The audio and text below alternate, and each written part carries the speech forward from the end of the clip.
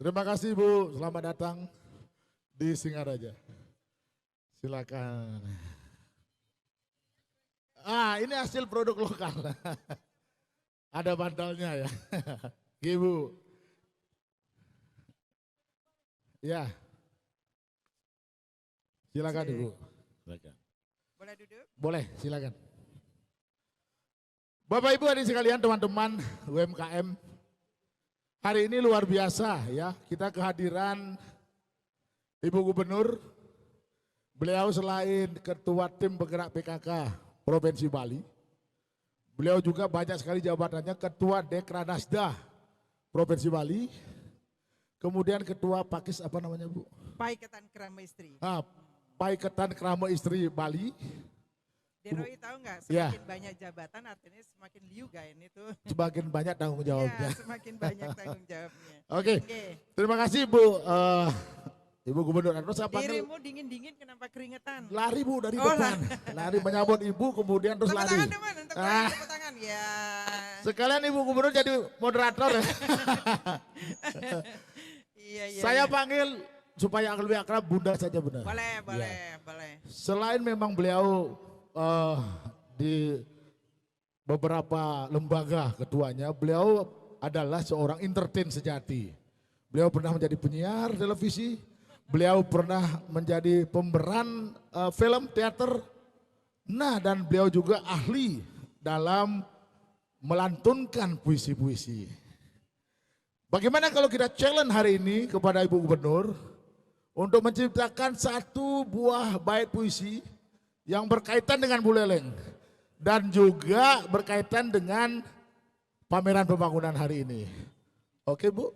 Jangan ya? Karena itu karya sastra nggak bisa tiba-tiba.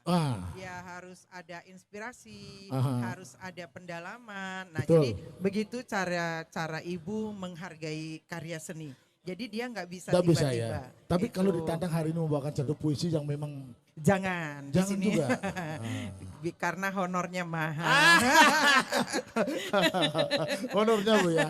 Enggak. Karena Ibu senang. Karena yang ada di depan Ibu rata-rata Niki adalah para pengusaha, ada dari UMKM, betul. Para pengrajin yang sangat Ibu banggakan. Yuk kita bicara seputar itu. Nanti boleh kita sharing ya, kita sharing. Jadi tujuannya Napi Deroi karena Ibu ingin sekali kita benar-benar berada di tanggung jawab kita sebagai anak Bali, sebagai masyarakat Bali, apapun ruang gerak kita. Jadi yang pertama mengajarkan melestarikan Bali sesuai perkembangan zaman itu dulu yang utama. Betul. Jangan dilanjut dulu, gitu konsepnya udah banyak sekali. Nanti gitu. Pertanyaannya enggak ada, habis semua. Bunda, hari ini sebenarnya saya ingin mengajak Bunda untuk mengupas materi tentang bagaimana meningkatkan kualitas wanita Bali. Kualitas wanita Bali kan ini ada juga salah satunya muncul dalam 44 tonggak peradaban era baru Provinsi Bali. Selain itu juga tentang bagaimana kemudian karena Ketua Dekranasda ini bagaimana meningkatkan UMKM naik kelas kan gitu Bu. Ya, oke.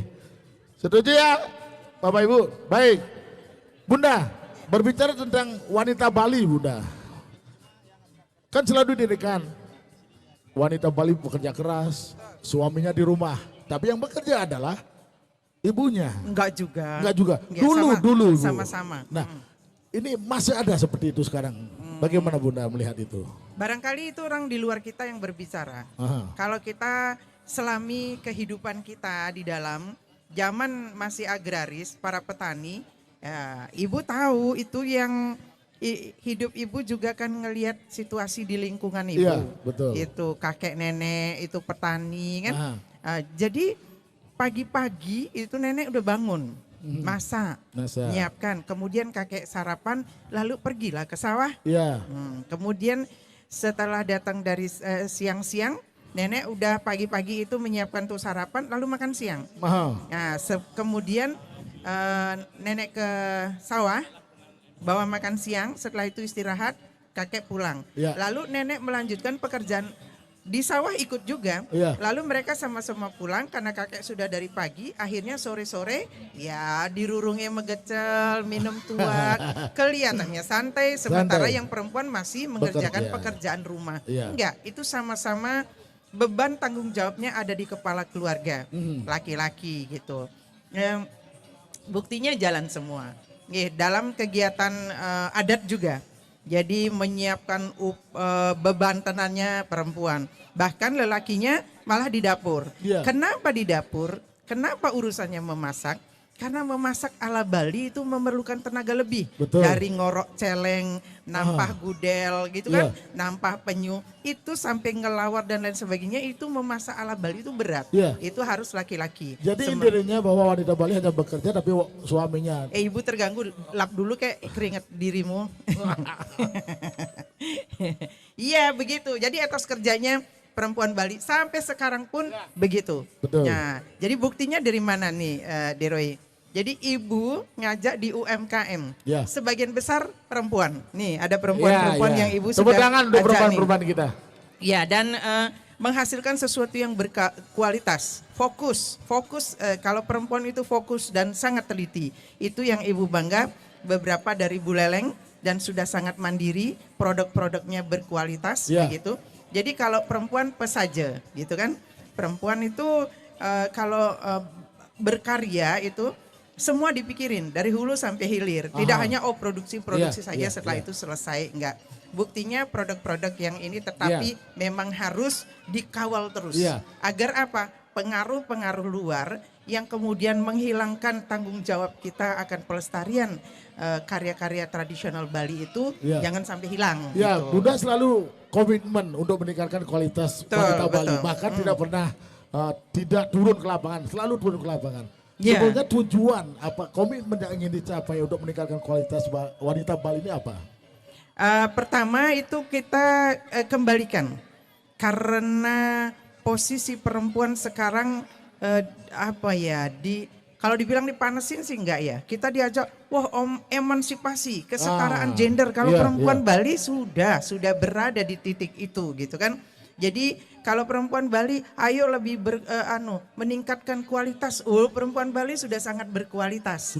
Di ranah domestiknya, di ranah publiknya. Misalnya ranah domestik, urusan rumah tangga itu selesai urusan perempuan.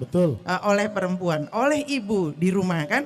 Urusan publiknya ngayah, mesuke duke dan lain sebagainya juga dilakukan oleh perempuan. Itu benar-benar orang bilang perempuan multitasking, gitu. Multitalenta, ya itu dimiliki masih sampai sekarang oleh perempuan. Makanya ibu bilang jaga diri kita jangan sampai tergerus oleh pikiran-pikiran yang sedikit menyesatkan. Emansipasi kaum wanita ini, kesetaraan gender. Enggak, yang penting lakukan saja ketika kita mampu meningkatkan kualitas kita, ketika kita mampu sejajar kapasitas kita dengan laki-laki. Laki-laki enggak lihat lagi jenis kelamin kita, tetapi kemampuan kita. Ini perempuan disingkirkan, enggak, kalau udah kuat ya silakan saja. Buktinya di UMKM perempuan banyak yang maju. Mereka nggak melihat, kamu perempuan pinggirin, enggak kok gitu. Makanya jangan kita disesatkan, jangan sampai ibu-ibu kita ditarik dari ranah domestiknya. Ayo perempuan jangan ini, perempuan harus maju. Perempuan maju, capaian maksimalnya, capaian mulianya ketika dia bisa mengantarkan suaminya sukses berkarir, anak-anaknya juga sukses jadi putra yang suputra. Itu perempuan.